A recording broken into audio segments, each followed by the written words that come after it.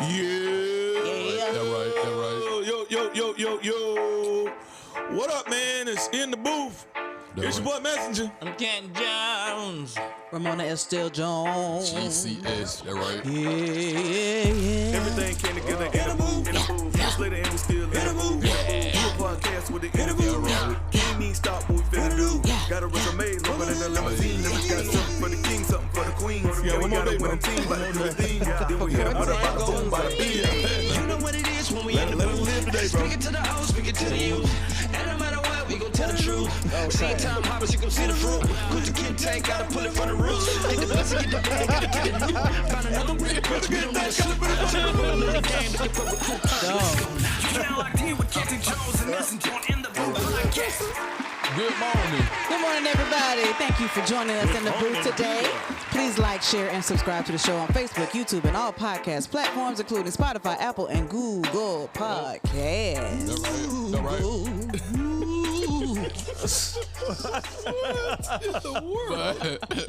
No. Hey, make sure if you want to sponsor or advertise with the show, just hit us up at intheboothpod at gmail.com. And after you do that, just go to eventbrite.com and make sure that you secure a seat for the Kingdom Generation Kingdom Generation Kingdom Generation Conference 2022 going down on August the 20th. That would be Saturday, people. So make sure you grab your seat.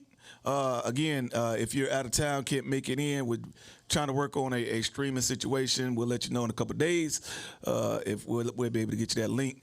But everybody else, get in the building. Get in the building, man. It's gonna be awesome, life-changing. Yep. Also, September 2nd, it goes up. Yeah. Jazz and Jokes, man. That Jazz right. and Jokes. Make sure y'all get your seats right now. We got food, a food option as well. Eventbrite. Great music. We got some phenomenal comics. I mean, if y'all follow us online, you know, you'll see us put up a couple clips of our former shows, man. And so get in on this one. It's going to be super, super crazy. All right? Yeah. Yes, sir. All right. Let's get it. We got a tough topic. Yeah. Oh, I know everybody here is smacking, so today we're being sponsored by Smart Food. The world's largest Guinness Book But it World takes care Record of everybody. white right. cheddar popcorn. And it's delicious. So thank you, Smart Food. All right. The question for today is, I know a lot of people will be chiming in, but do choirs or music departments attract gay men? Okay. And so attract is one way. Sometimes the culture is a place where they are accepted more, especially in the African American church. The women are by numbers, it's more populated by women than men, and so in those settings, men are more accepted. Who are effeminate, they participate more. Man, one thing that I know about men, we want to be involved, and so most churches, men just don't want to sit in the audience and listen. You got the deacon, somebody got the keys, somebody opening the door, Moving chairs, sweeping something. Somebody playing, keys, drums, bass, something they, security. Yeah.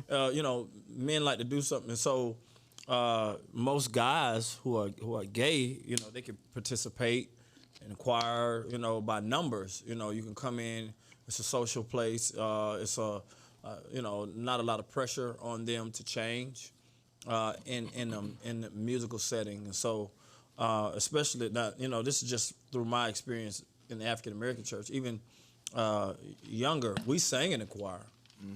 And it wasn't a lot of effeminate guys. It was some, but not a lot. There were more masculine guys that participated when I was younger. Guys singing them songs. Hallelujah, salvation, glory. Right. You know, we used to sing those songs. Nowadays, you can't find a lot of guys who you would see playing ball or just masculine guys are participating in the music department if they are not playing an instrument. But as far as singing, it's very, very few. Why do you think that changed? And I don't want to say that a guy who is singing is gay or effeminate, but it's just the appearance of how it looks at times to other people, other more masculine men. So you think because more effeminate men joined the choir, that's what ran them off? I don't want to say that ran them off. I say that they just became less interested. Ran them off? With the rise of not ran them off. When you talking about hip hop, when it comes to hip hop, like singing, a singing man, the male sound is as far as singing is rare to none. It doesn't exist as far as a singing male. So you're talking about hip hop. How long has hip hop had the grasp on pop culture as far as in the African American community? You're talking about some 30 years. Yeah, at least 30 years. You know what I'm saying? Where the respect and popularity of singing men, Boys to Men, Jodeci, Commission, Winans, that sound does not exist in the church. Quartet music, that's why I really, y'all laugh at me about doing quartet, but quartet is like the last of the Mohegans to hold down male singing when it comes to kingdom and Christianity. They're the last ones to be, men singing together, from a place of masculinity. And I feel like if a kid grow up, let's say his dad's not there, and he grow up and goes to a church, his mom worshiping God the best she know how, trying to raise him the best she know how, and she's there for him, and he raised up, and mom is the person that takes him to worship. If he's seeing mom worship, and he never really see men worship, and he only see mom worship, if he wants to have intimacy with God himself, he's probably going to feel like, I guess I have to do that. I guess I have to sing like that. I've seen masculine men come in and try to rap, and I've seen how y'all look at them. So maybe, now you're talking about a person that hasn't really gotten a relationship with God. He's just doing it based off the culture first. That's how all kids learn in the culture first, and then they get education later, and they get relationship with God a little later. So he's looking at mom worship, and he's looking at grandma worship and all these women, because our churches are dominated by women. And, and that's the response. I praise dance. I get a good response, a hallelujah. They rap, they get crickets, So the culture of what everybody has been cheering for, every time I do something like this, I get a good response. You know what I'm saying? So he grows up in that. So he feels like this is the way. You know what I'm saying? And if the church sign off on it, one thing about getting approval, that you feel like you're getting approved by God, you're stronger in it. You're stronger in it. So nobody's telling these guys as kids that's being raised by mom in a culture that women dominate that, bro, you need to act like a man. She can't teach him how to act like a man. So who is? And even in church, who's going? So they call it church. That's church. There was a comment made by Ernest Pugh about the Stellar Awards, and he said, it seems like the Stellar Awards is now the Gospel Hip Hop Awards. Yeah, I heard.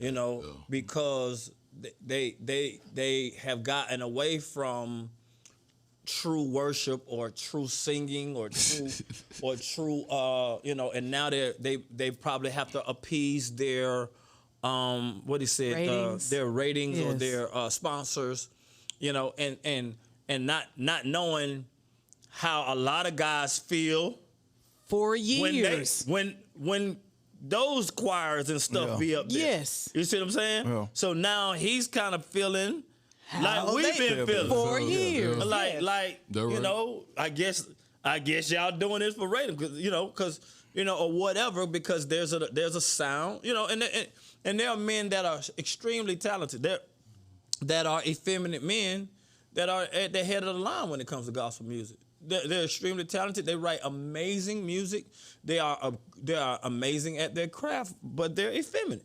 They might not say out loud that they're effeminate, but they're effeminate men, and they run the gospel music industry, and they've run it for years. So some I respect them. I respect their gift. When you get in there and you look at how detailed they are at what they do, you marvel at it.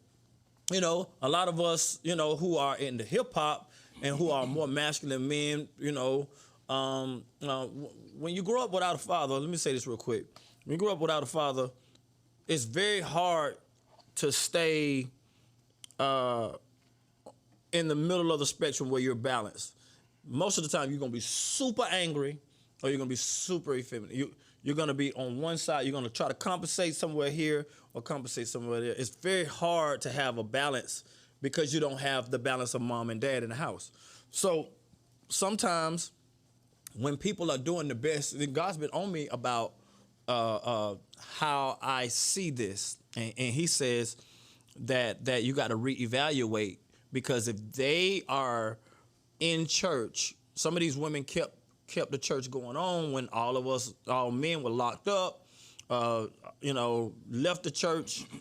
If it wasn't for my mom for a period of time, my dad wasn't doing church because it wasn't for him. It was no place for him to serve. They frowned on quartet music like they frowned on rap music. Mm-hmm. And so in that setting, he left. Now they called it sin because he left, but he ain't have no spot. Nowhere to serve, nowhere to sing. He can go nowhere in church, and especially in CAJO, you can't go nowhere and you can't do that in CAJO church. You know what I'm saying? Bacardi 3. Yeah. All right. So gay men or guys who are effeminate who go and serve, they have space. Now, here's my thing. Who is there to give the example of what to do? Who's going to pastor them? Who's going to be the father that was missing? Who's going to be the men group? I know we do small groups here at the church. A lot of churches don't do small groups. Their small group is choir rehearsal. So they flock to each other, and a lot of them, they're bold about being effeminate. You know what I'm saying? And so the culture invites each other. So I feel like I got an idea of doing hip hop music with choirs, mixing the culture, treading on what my saying is right now. I'm treading on awkward. Awkward, yeah. I'm walking in the awkward, because most of the times there was an effeminate person that came to one of the services that we did and came on stage with a bunch of rappers and cats from the hood, and they vacated that mud like it was a fire. Yeah. So how do we create a culture to help and not harm? Now, based on what you just said, do you think based on what you just said, do you feel like if you incorporated hip hop and the choir music, that they wouldn't do the same thing? You don't feel like the hip hoppers would be like, nah, man, I ain't gonna be on stage with. I think this generation is they don't care about gay like the last generation. They don't care about it as much. It's a little bit more normal to them to see it because it's just been out there so strong. So doing music with them is just art. But I feel like if the relationship was built, because there's isolation. Like you bring a bunch of gay men. I'm talking about people who call themselves men of God, Christian men. I ain't talking. I'm not talking about people who don't call themselves Christian men. Right. I'm talking about Christian men. I'm talking about they go to churches that pastors will preach. If they had to preach against homosexuality, they will preach against homosexuality. So I'm talking about believers. I'm not talking about somebody that go to a gay church. I'm not talking about that. So if we put a bunch of them and a bunch of rappers, a bunch of choir men and a bunch of rappers in a room together, that room is awkward. Very. That room is super awkward, and I'm treading on awkward. So I'm like, okay, hey, bro, all right. Y'all obviously don't know us. We don't know y'all. Let's get to know each other, and not in no type of weird way. Because if it gets weird, there's a fight gonna break out. And I think that's what it is, bro. Because I done been with you when we done rocked out shows, and I've seen that. But when we walk in as men, they straighten up because it's like, I guess they feel like they have to, but that's very awkward because, like you just said, if you put all of them people in the room together, I think it could go well, but at the same time, I think as heterosexual men, the men like is this dude finna try to hit on me? Like that's a fear. That's a fear. Weird. When you come in love, all of that goes away. The Bible says, "Perfect love casts out fear." All of that go away when you come in love. When you see a person in love with the love of God lens, you know you can look at people with cancer, AIDS. You can look at people who drunk. When you start, you see a drunk person drunk. You might have your thoughts at first, and he start telling this story. Man, I lost my wife, I lost my job, and your judgment immediately starts turning into love, and now you want to do something about it. So a lot of times, ignorance, which means what we don't know about each other, breeds mistrust, which means I don't trust you because I don't know you. So I feel like when we get in a place, this is no different than any difference. Black, white, black men, police, anything. We haven't spent enough time with one another. So now you're talking about black on black, like black men against black men who supposedly love God, won't mess with each other at all for the shortcomings. You know, everybody got shortcomings. Theirs might just be this, you know, and in their mind, they might feel like God is okay with that. If that's them, then that's fine. That's fine. You deal with God on that. The thing, I think the question being, do they gravitate in that direction? I look at it from a different dynamic. Like, why don't they gravitate towards the deacon board? That's what I was going to ask. Like, they don't gravitate towards the deacon board. They don't gravitate towards the minister alliance or the security elders, department or security or anything like that. Because those are all masculine. Yeah, but not just that. This is the dynamic I'm looking at it from is choir is performance. Mm-hmm. And they always like to be in the spotlight. Yeah, it's spotlight. Does that tie into motive? It shines on where me, and when you know when a gay person walk in the room. But watch this. Ahead, you know when a gay person walk in the room, it's flamboyant. It's look at me and not all of them, bro. Not all of them. Not all of them, Yeah. but most of them. But most of them do. They do certain things to get a certain reaction. Here's my question. Like they'll intentionally put on makeup just to get a reaction. Well, here's my question to that, and you might be right about the reaction part, because I know that a lot of times when they're ignored, yeah, they want, don't have, like I said, don't have a father, mama's at work, or they, when I put on football helmet, mama don't want to play with me, but when I put on makeup, she laugh, and I get a bigger reaction out of her than I did when I tried to do something masculine. I understand that, but when you said that, they gravitate to the choir simply for performance, my question is, those men who sing, who are masculine, who don't serve God with their gift when they have one because they don't want to be in the choir. Or the first thing the first thing when I rededicated, right after I broke down crying in West Georgia with y'all, rapping No Weapon, and I did Traffic Jam. Mm-hmm. That was my second gospel concert because I did the one with Armed and Dangerous with Chris Dunn at that church when Chris sang Delivered. I broke down crying. And the second one I did with y'all. The first thing that God told me to do when I rededicated was go get in the choir. I had braids, my book bag, and I'm like, choir? Nah, I had sang in the Morehouse College Glee Club, all men, some gay, some masculine, some whatever, but we traveled and we sang and we made a presentation of oneness. So why you didn't want to sing in the choir? Why did I want to sing the choir? Why did you be like, what was your disposition like choir?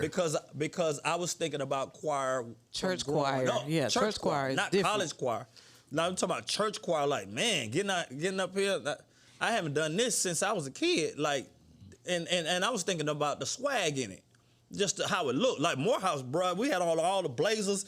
We standing like that junk looked dope. It still looked dope. Like I love it. Not choir robes. It ain't choir robes.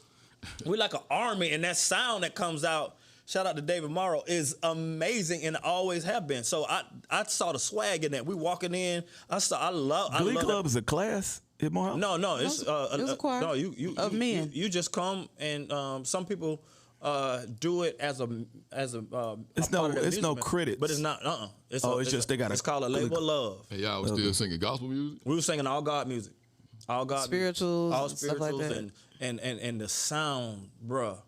If I take you to one of the Glee Club rehearsals, you'll get chills because of the sound of a bunch of guys from different places around the world, or definitely the country, coming and singing this music with all of these intricate harmonies. It is something that changed. When I almost cried the first day I was there because of the sound was so amazing. So that to church choir, I was like, boom. But I thought, my days of Jay Black, I was thugging back then, and my lips and gums were starting to turn black, and I wasn't even smoking weed. I was just around folks who smoking. It was weird. It was crazy. But so I felt like I was too cool for that. Now check this out. And this is a funny story. First day, I'm in the choir. All right, I got my book bag on because I never go anywhere without my drives and all my discs and all my CDs and stuff that I had. I just never went anywhere without them. So I had my book bag with me. Me and Mona, we are weeks married. Not even months. We weeks married. Yep. I get in the choir. One dude, a literal tambourine player, in the choir. All right? So the choir director, real dude, and there's a lot of real dudes around there because I scanned that, All right, real dude. Say, hey, man, give a hug to a couple people you don't know. So you got altos, sopranos, you got all these. Are you laughing around. already? Stupid, bro. You don't even know what's gonna happen. You laughing. I can see this coming a mile away. So I'm hugging. How you doing? Great to see you. But I stick out like a sore thumb. I'm the youngest guy there. Me and Mona, we're the youngest, and I got on braids, and I look like I fit the description. So man, the dude come up to me, and hug me. The tambourine player. Yeah. He hugged you too tight. He hugged me, and he put His chin in that pocket. His chin He put that chin in that pocket. in my look. That just put the chin right here, bro. You see Jay by that, that's weird. That feel weird. So just you saying that jump. So I pulled back, and an older guy grabbed me and hugged me hard too. That joker hugged me because he was an ex-army dude. But he had saw what happened. He saw my reaction. And so the enemy almost attacked me to make me miss The assignment. what I was, because going to the choir is, I could trace that to me being here right now. Yeah. So I was getting ready to be, I'm done. I'm Right done. back to Jay Black. I was about to be done. But God told me to get in the choir, and then that led to the next thing, the next thing. But I was almost out. That was the first day. So if there are some guys that don't want to be in the choir because of what they think is going on in the choir, but they want to sing.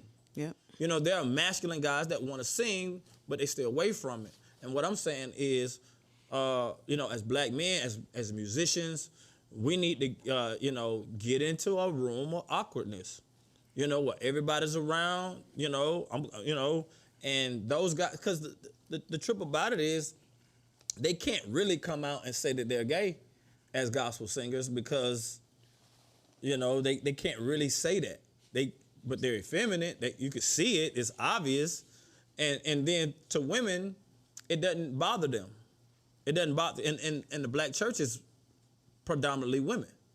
To me, that feeds it too. Because when you got women, the women agree with it, and then you see a woman. Yeah, but a woman, like girl, you calling them girl and hun, like that. But look, a woman can only be a woman. The only person that's gonna mash up that and change that is a man, and the men are not in church. So thus our problem. They're not there. 13 to 30 is definitely not there. But by the time you get to be, go back in the church, you got your wife and your kids who are younger, you see it and you can just tolerate it. But by that age, we tolerate a lot of things. We tolerate singing out of our culture, songs, worship songs out of our culture. We learn them. At first we didn't like them, and now we love them because we learn how to tolerate them and learn the song, and now you like it. At first when I heard songs like Hillsong, at first I was like, man, what's this? What happened to work it out? Are you gonna pay your rent? Work it out. I'm like, what's this? Baby need a pair of shoes. I didn't like Hillsong at first, but now I love it. And it's a learn. Yeah, it's something to learn. You see what I'm saying? Yeah. So there is no the male sound as far as singing in the African American church is gone. The only thing that's there, all male, is quartet. Quartet. That's as far as singing. As far as singing. Yeah. Now you got rap, which is super masculine. And I think that's another dynamic too. Is that once gospel rap came in, the harder, more street guys gravitated towards that and were like, okay, well, I got that option. They ain't got to go up there in that choir. But it was never accepted in church. So if you're talking about, it was there. But it wasn't in church. Yeah, it wasn't in church. So therefore, if you're rapping, you have to find your worship somewhere outside of church because it's not accepted inside of church. Only singing, choirs, praise and worship. And all of that. Back then. Now, Free Life is the only one that do it on Sunday. Yeah, I mean. There are no churches that do rap on Sundays. If you you can find one. Yeah, it could be Youth Sunday, or it could be. Which is once a year. Outreach Sunday. Yeah. Which is once a year. Yeah, but there is no church that I know of on the planet that every Sunday is presenting hip hop. Yep. Nobody but Free Life. Yeah. So if hip hop is the voice of the generation and definitely the sound of the African American male 13 to 30, I mean, of course everybody else, but it's definitely our sound, and you're not using it for worship, then what you expect them to do? Yeah. So at this point, you only have guys who want to be involved, who want to sing. You got to go to the choir. It's almost like it's on lock, bro. It's like there's nothing else you could do. So it's not necessarily an attraction. It's a takeover. There is nothing you can do. There are no choices to be involved. If you want to do music, you got to come on over here. Cause rap is not accepted nowhere except Free Life on Sundays. Y'all get that? Free Life. Free Life on Sunday. Right. All right. But on Sunday morning, tell me where can you go to get a worship that is relevant in this culture, that is not borrowed from other cultures? Where can you go to get a worship that feels like what you listen through the week? Yeah. Yeah, right. With That what God you, in it. Right. What you listen to the week and what you pull up the church and turn off. Right. To go in the church. Get out the culture. To get into another culture for 2 hours. To come leave, out. To come back into your culture. Exactly. Or like we used to do when we had to wear a suit. You know, you go, put that suit on. As soon as you get out of it, man, get me out of this. Bring my J's back, my jeans. You know what I'm saying? Why can't we find God in our culture? And that is the challenge right now. Not even the challenge, that's just what we're doing so boldly at Free Life, is putting God in the middle of the culture. That's right. Because, you know, even when you sing on Sunday, you're not riding to that music during the week. Some people are, I'm not saying that. Sometimes you do. But most people indulge, especially black people, indulge in pop culture, which a comedian told me last night that, you know, when the churches shut down for the pandemics, a lot of the, you know, mainstream clubs, comedy clubs, didn't shut down. So he's like, I just went over there and started doing my stuff there. And what he said, and what I found was most of the church people, were the people in the mainstream club. Yeah. And so, that's funny to me. That dynamic right there is funny to me because people, when they come to church and they looking for perfect people, like, that's why I don't go to church. Yeah. I like the people you go to church with is the coworker that you hate. Or the boss you don't stand. They go to they're there. The people you don't like out here, they go to church. Yeah. Right. And you just run into them. Yeah. So where are these perfect people that are nowhere in society that's supposed to be in church? They don't exist. They they made church fake. Yeah. They made it fake. They made it this real. That's what I said. Is that you try to present a perfect package, and it doesn't exist. It's just, if you keep it real, you know, I preach from where I'm from a lot of times. You have to do that. What? But that's what it is, though. It's the fakeness of it. You know what I mean? It's the fakeness of it. And I think that's why a lot of men don't. I think that's why a lot of men don't want to come to church too, because they looking at it like that dude don't look like me. That dude absolutely. don't talk like me. That dude don't act absolutely. like me. They looking for somebody that look like them. But that ain't just black men. That's not just a black man thing. That's an everybody thing. That's a culture. Everybody is looking for a culture.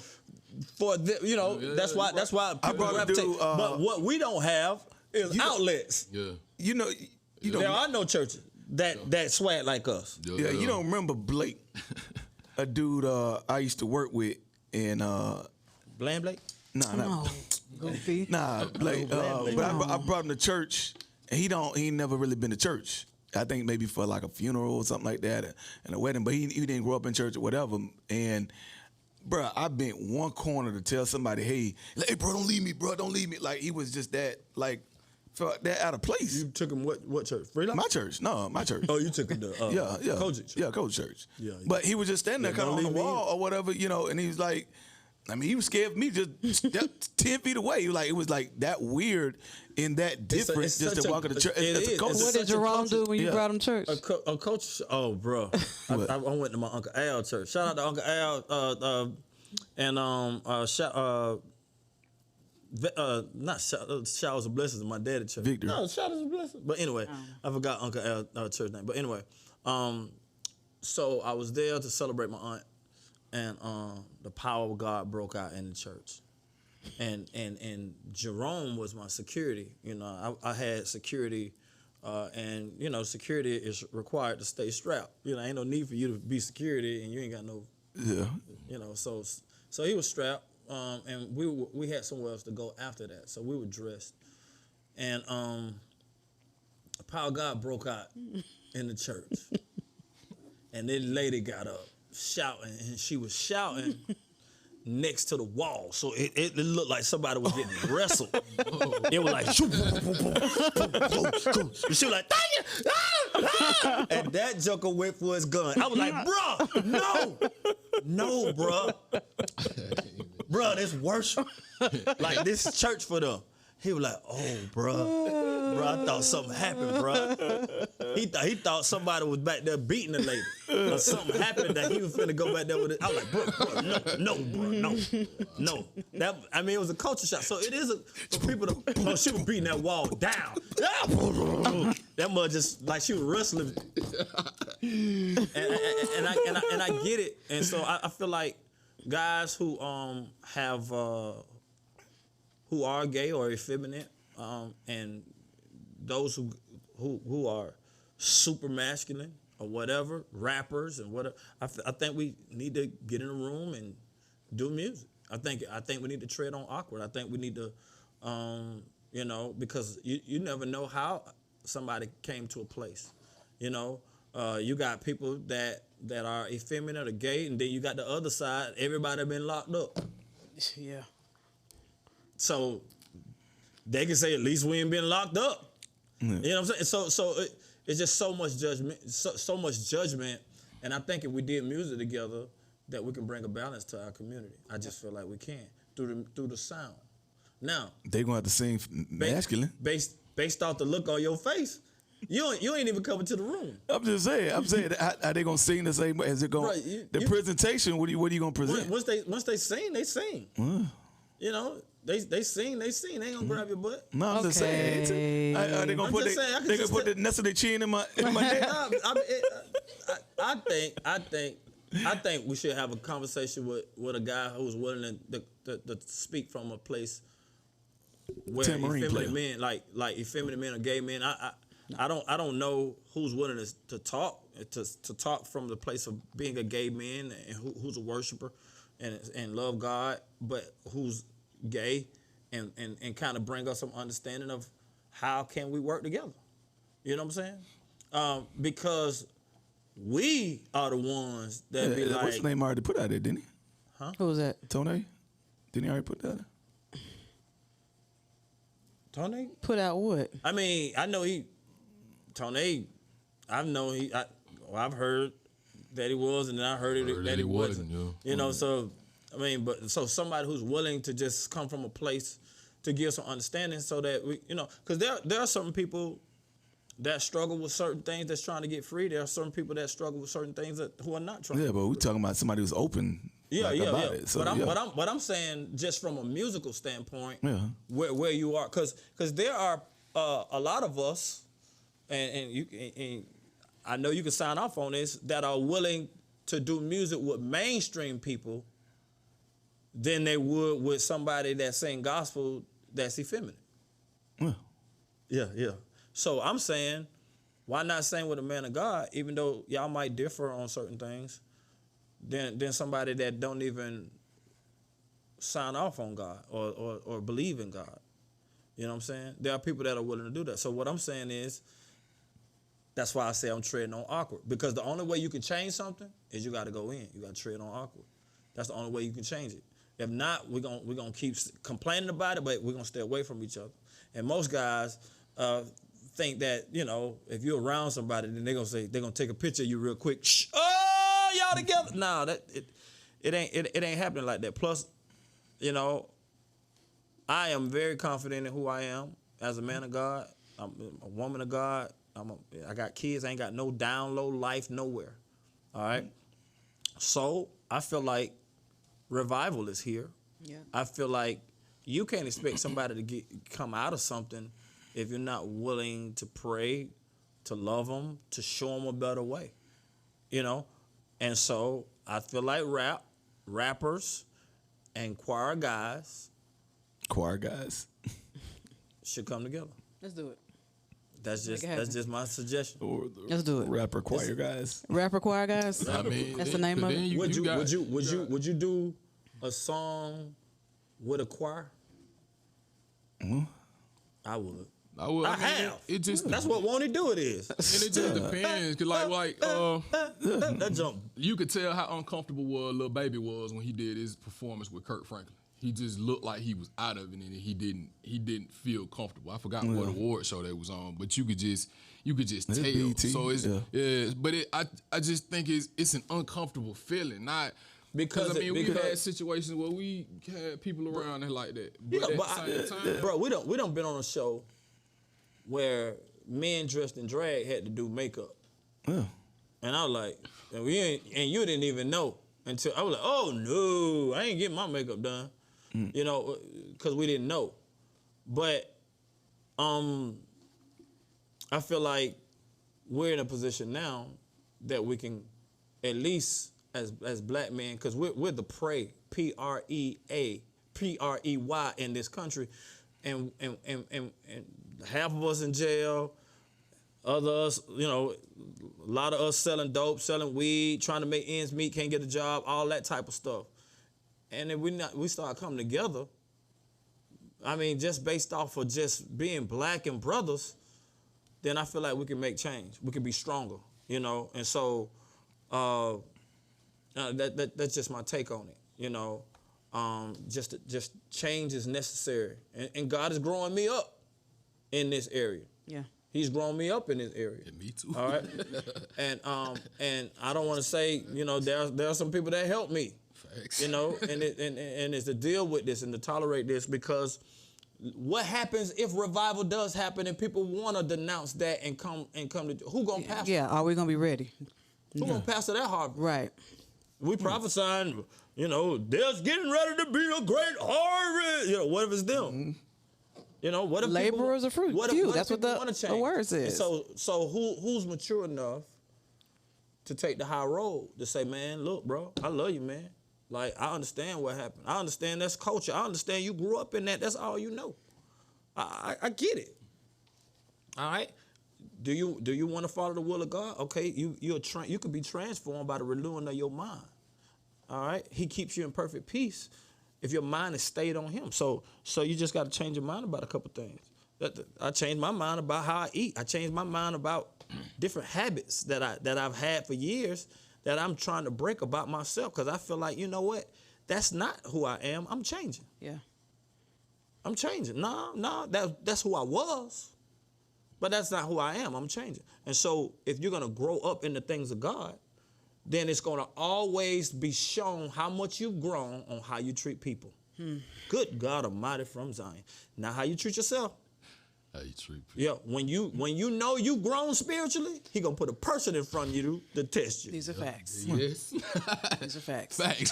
Yep. Oh, you're good. Boy, the revelation that I got in the Word. Okay, here's a person for you to try that out on. Yeah. And all of your revelation, all of your growth will be tested out on people. Yeah. And so, you know, we gotta do what we gotta do. All right, we can move on. Top 5 places to live in the U.S. outside of ATL. Miami, Florida. Fort Lauderdale, Florida. Deerfield, Florida. I can't live in Florida. I was just talking a little about that. I can't go back. Cold, I just be thinking about the hurricanes. When we went down there, bro, all the trees was like this.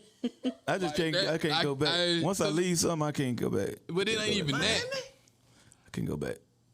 Really? Yeah, you live in Jacksonville. Jacksonville is not Miami. Yeah, but still, we was down south the whole summer. I mean, we was down south. Yeah, you was in Pompano, bro. Yeah. Pompano is not Miami.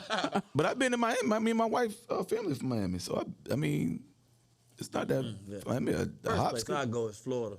Second place I go, man, Florida, is probably L.A. I don't want to be on that side of town. Too much out there. Yeah, and that's too hot. At all. From where? Catching fire. Like if you talking about yes, I don't want to be. I don't want to go back. You talking about uprooting everything and going to another place? Yeah. L.A. Nah, see, y'all done felt them earthquakes. That's different when the ground start moving. I got authority, so I ain't worried about that. I can't think of no place. It's people that live through all of that, so I ain't worried about none of that. I gotta stay in the South. Yeah, gotta be in the South. So all your places, look, Alabama, that's where they move. Alabama, Tuscaloosa, it'll be like Georgia, Macon. From Atlanta to Macon, Charlotte, Nashville, outside of ATL, Macon. DC might be as far as I go. I just want to go to Macon. I just want to go to Rome, Georgia.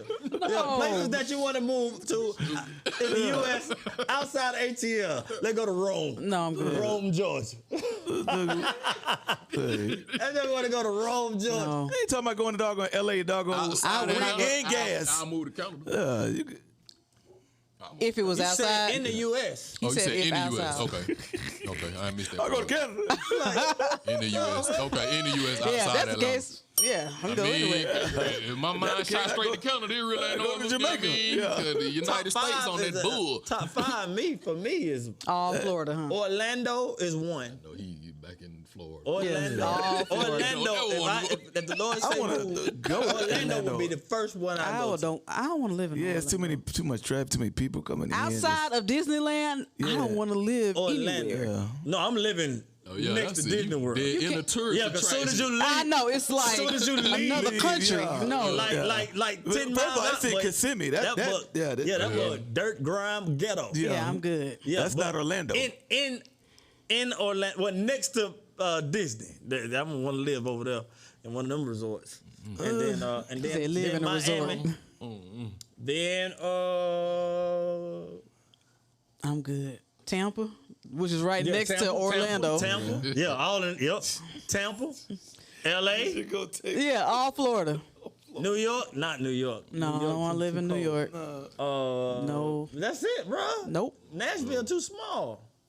Virginia Beach. Virginia, no. It's clean. If you live on the beach. Well, that's what I'm saying. Yeah. You Virginia hood? As soon as you get I off know the beach, everything got a hood, as soon as but you get off the beach, you're gonna run smack dab into Jim Crow. okay, that's everywhere. Carolina No, too, all that. yeah, Yeah, it is. they get them hurricanes too in Virginia. Yeah, Orlando, Straight from Florida. yeah. Miami, Tampa, And Destin. and Rome, Georgia. I feel like I gotta live next to something major, like a major sports place, like because it has a certain swag about it, like a you gotta have at least a professional sports place for me to stay there. You know, The only reason San I go to Antonio. Florida is golf. That's it. I can play golf year round in Florida. So where would you go? What was your top 3? I mean, it had to be in the South. Like Macon. Charlotte, Stop saying Nashville, Macon. places like that. Like just a city. Charlotte got a basketball team. Yeah, Nashville got the Titans. I mean, it has to be a place in the Nashville, South boy. with. Nashville. I mean, you got music. I don't want to go to New Orleans. It would have to be somewhere. It don't would have say to be where you something. don't want to go, baby. I mean, they always get hit with hurricanes. We got a good New Orleans back, and we love I'm y'all. talking about like the Yes. people. And like, I'm just I saying. don't want to go to New Orleans. They always get hit with hurricanes, right? That's a bad. That's a bruh. bad spot. We pray speak for to the y'all. storms, yeah. Hurricanes don't, They don't panic. Everything gonna be all right. We love you. We love you. Oh no, I think it's different. What about Chicago? No, I would not live in Shout out to Chicago. It's different for me because like cold, a lot of these places cold. y'all naming, I done lived already, and I hated that because like Pop was in the military, so that moving kind of ruined everything for me. So you just want to be in Atlanta? That's it. Because when I got here, like this felt like home. I didn't have to. We weren't living in a house. We had boxes packed, and then 6 months later we had to leave again. Top 5. So like that was that. My that top 5 irritated me. is Marietta, Stockbridge, Stone Mountain, Lawrenceville, Douglasville, yeah. They're my top 5. Yeah, they're my top 5. West End, They are not Atlanta. Right. Decatur, East Point, College Park. Yeah, I think when we moved, because I moved here from California. Yeah. So like it was like finally okay, I ain't gotta move no more. So that was comfortable. Cause like I hated that moving, that does something to you, especially when you're a child like that. So like Kyle said, I guess I'm gonna be in Marietta. Kind of like I don't know. What say you, YouTube and Facebook? Let us know in them comments, man. And make sure you like and share and hit that like button before you go off, man. Homebody, man. Don't go nowhere. Yeah, and we make it. I mean, the Lord don't send me, but You go out there and give me experience some other stuff. You'll like it. I mean, over time. but Florida, I just don't feel like Everything they is the same, except for Orlando. I don't want to be in Orlando. I want to I don't either. vacation to Orlando. I don't want to be there. Hey, it's a Too many queens come out. We got to win a team by the team. Then we hit them with a bada boom, bada beam. It's just too many tourists. When we in the booth. They I mean, that's Atlanta. Speaking to the youth. Nah, they in Orlando. Everybody from Atlanta ain't from Okay, understand that, but in Orlando, like, we was just there. When the time to eat all four places, and few people ain't never been there. They looking for places. They drive. You like you local. You local. You move. That's not done. We'll see y'all tomorrow. In the booth.